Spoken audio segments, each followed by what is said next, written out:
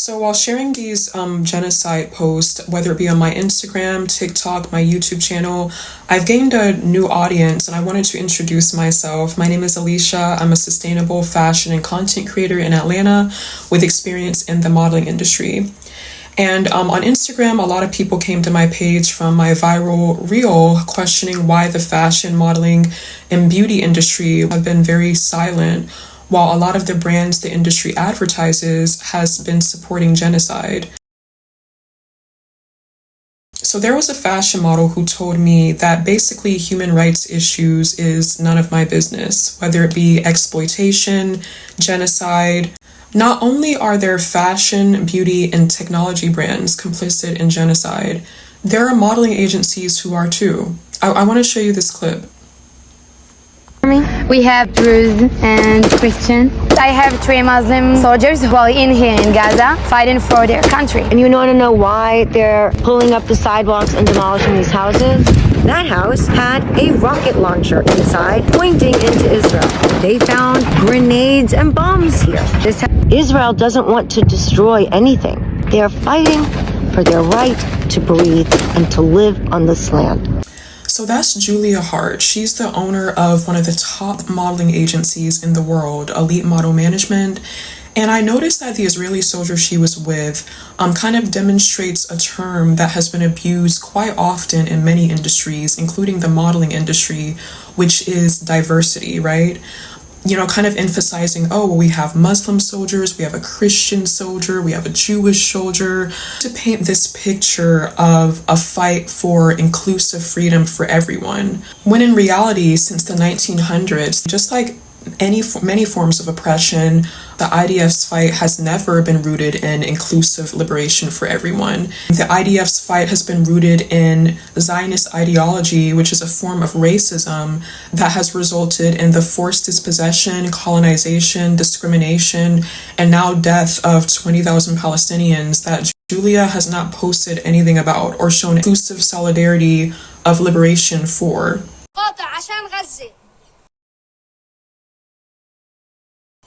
قاطع عشان غزة قاطع عشان غزة غزة قاطع عشان غزة قاطع عشان غزة.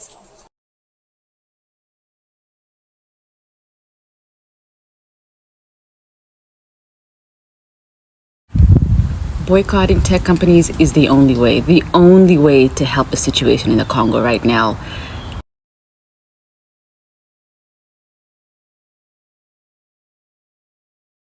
The West has buried its claws inside Congo, and they're not going to let go until we speak up.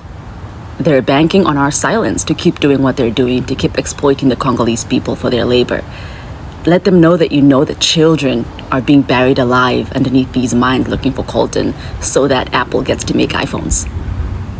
We have to speak up and stop buying their products. In the morning, I wake up to fight for my earnings.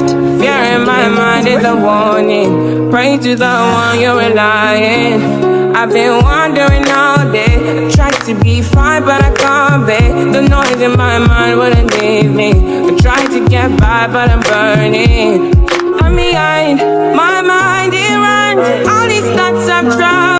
So if you visit my Linktree, I've included some resources that was shared by a lot of creators, as well as my own research for Congo, Palestine, Sudan, as well as locally here in Atlanta, as well as creators you can follow for each of these areas to keep up with what is going on, organizations that you can donate to as well. A lot of my new audience may be wondering who I am, what they can expect from my platform. I have friends and followers who have known me longer ask, do I still model anymore? Am I still interested in modeling anymore?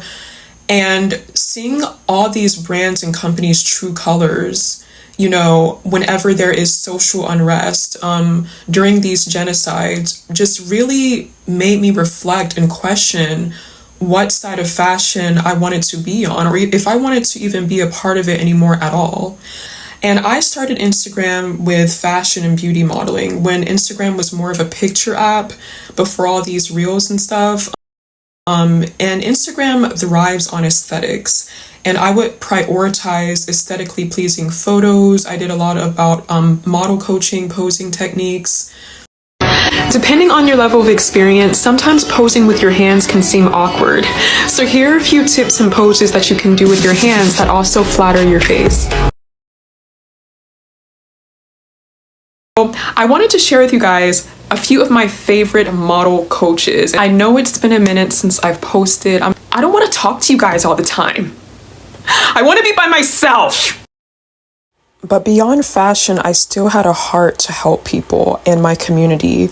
I could always see past the shallow exterior of things, even in fashion, and I wanted to make a difference.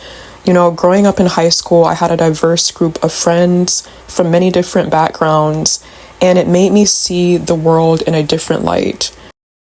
I just didn't know how to ignore the systems in place that affect almost everything that we do. But the more I navigated the fashion and beauty industry, especially as a Black woman, the more I've seen that, you know, the people suffering while brands like Zara, Shein, Apple, luxury brands like Balenciaga, Gucci, have either mocked, exploited, enslaved, dumped their fashion waste on corporate factories that are spewing their toxic waste near Black neighborhoods, garment workers still not being paid. Life does not look aesthetically pleasing for them. One movement that really flipped the script for me was the Black Lives Matter movement in 2020, when there were so many Black people being killed by police. All these corporate companies, and some of which I had never seen before, just coming out of the woodworks, showing their performative solidarity, some pretending to be Black-owned brands when they weren't, just to get their sales up. There were brands suddenly needing Black models all of a sudden, just like we see now, you know, Starbucks panicking, looking for hijab models, like just brands that did never show solidarity ever before in their life. We saw the Black circles, and then after Black lives stopped trending, everybody stopped. So I started gradually, you know, and I'm still navigating the sustainable and ethical fashion space. But even again, as a Black woman, I see certain things, and it's still very much colonized in some ways. A lot of times the sustainable and ethical space does not acknowledge and resolve systemic barriers like, you know, equity, funding, environmental racism that prevent certain communities from being able to go clean and green and live sustainable lives. I think even Biden ignored the fact that environmental racism is even a part of an issue. The communities that have historically supplied and still supply a lot of the natural resources for the textile industry, agricultural industry, technology industry, eco-friendly brands, green technology, those communities are still suffering. The Industrial Revolution, for example, in the US, thrived off of cotton production, and this cotton was supplied by the free labor of Black Americans who were enslaved under sharecropping. Same system, different name. From this have still billion-dollar industry at the time to this day. You know, it was our free labor that built the American economy. A lot of my family is from Mississippi, including Jackson, Mississippi. And Mississippi was one of the states that produced cotton, that participated in sharecropping. That was a vital part of history with civil rights movements. Jackson, Mississippi is still facing a water crisis due to old infrastructure. People in Jackson, Mississippi are being told to shower with their mouths closed because they don't have access to clean water. Gotta do what you gotta do. So what do racism and profit-based interests have to do with a crisis like this? For starters, when water infrastructure was first being built in the US, only the rich could afford to get it. Running water utilities is still a money-making business 200 years later. You see, even though most water systems are owned by local governments, private companies are usually doing the work to treat, repair, and maintain them. In Jackson, that contractor was a company called Siemens. It turned out to be such a bad deal for the city that Jackson won a nearly $90 million settlement over Siemens' botched work. But the roots of this crisis run much deeper. A lot of racial struggles left Jackson with impoverished communities, low-wage jobs, and as the wages decreased, so did the quality of the water systems. In Mississippi, a predominantly black area, has one of the oldest water systems in the country, dating all the way back to the 1950s.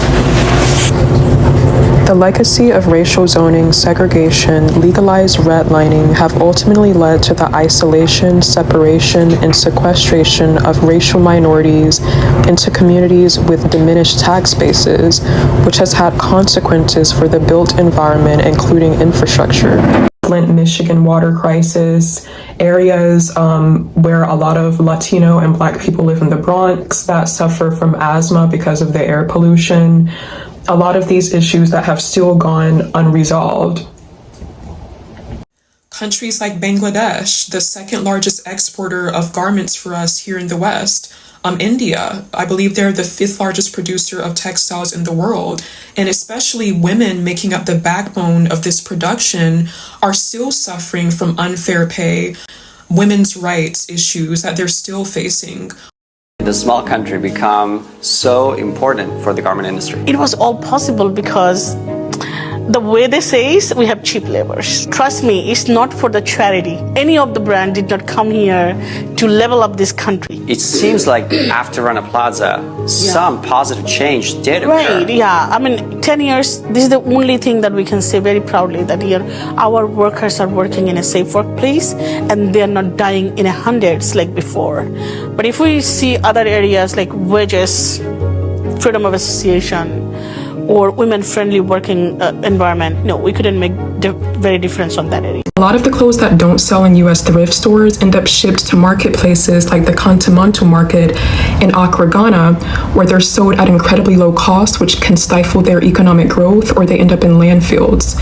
This is one of the most sustainable markets because they upcycle, but 15 million garments arrive each week that end up 40% waste. I have been selling secondhand clothes for the past 4 years. Every year I requalify 20,800 pieces. It's Mr. Anthony Eshen. I'm a retailer from Kantamanto. I sell shorts, khakis, and material pliers.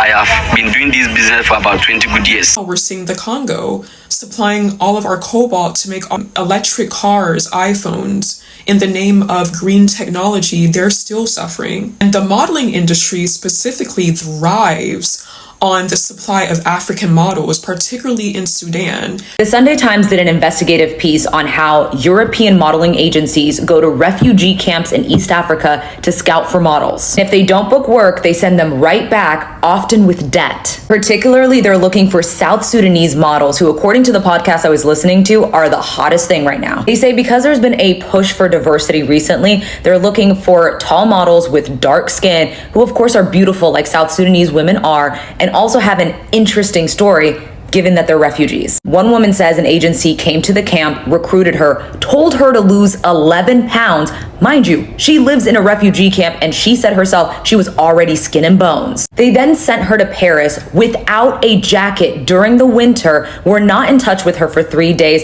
and when they were in touch with her, they sent her to castings, and when it didn't work out, they sent her right back to the camp, this time with 2,300 pounds in debt. She says her first reaction was, what did I do wrong? Because she thought this was going to be an opportunity for her to provide for her family. She then was so depressed, she attempted to end her life 2 to 3 times and almost succeeded. According to one agency mentioned, they say that they are clear with the models that they are not permanently moving them, only giving them an opportunity to be successful. Select Model Management, which is also mentioned, says that they have changed the lives of hundreds of models. They also say, what's the danger in inviting them for a trip that can potentially change their lives? The article has a paywall, but you can listen to the story on this podcast from Stories of Our Time. Just put in models refugee in the search bar.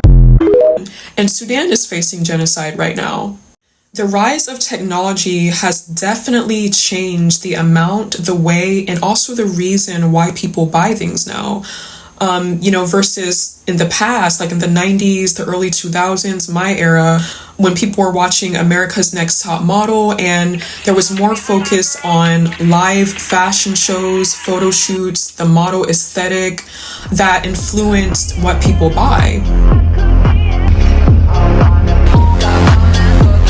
Versus now, more people are using especially TikTok, but also Instagram, to highlight a lot of the social issues that are affecting their survival. Along with that, technology has put brand ethics under a microscope now.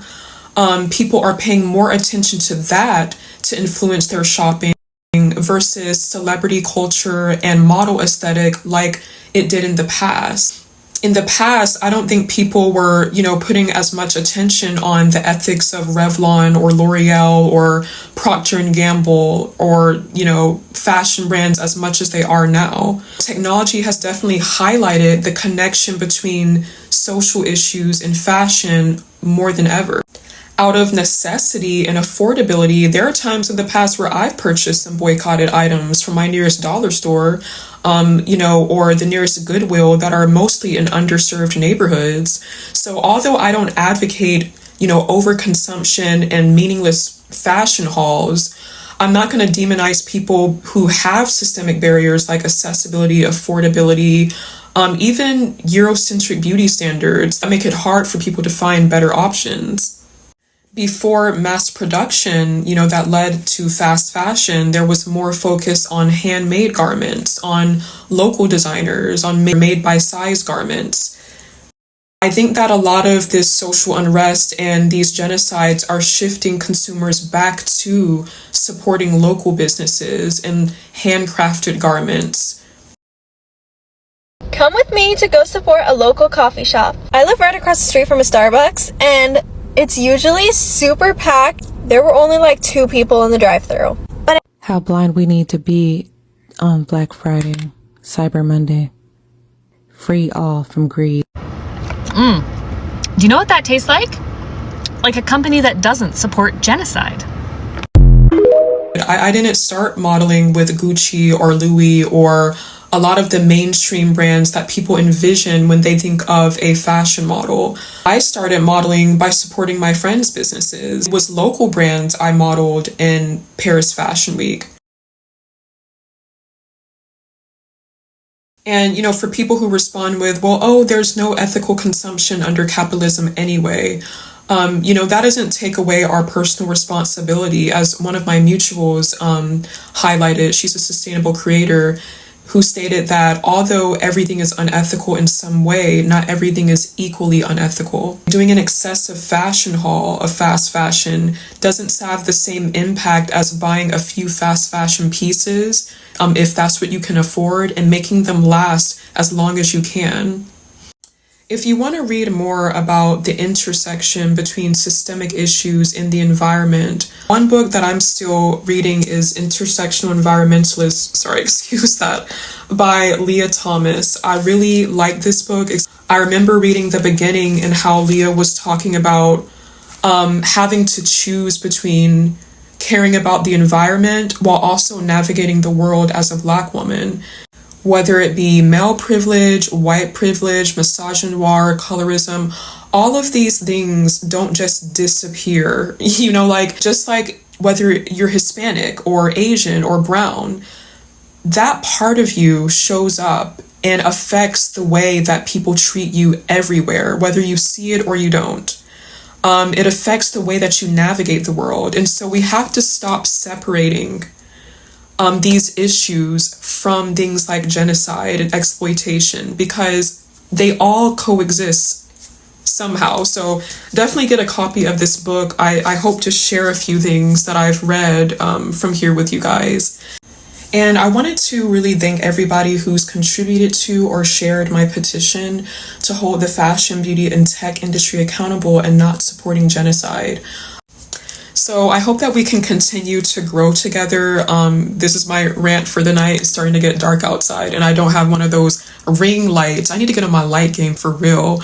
But I don't have all the answers. A lot of things I'm learning as I go.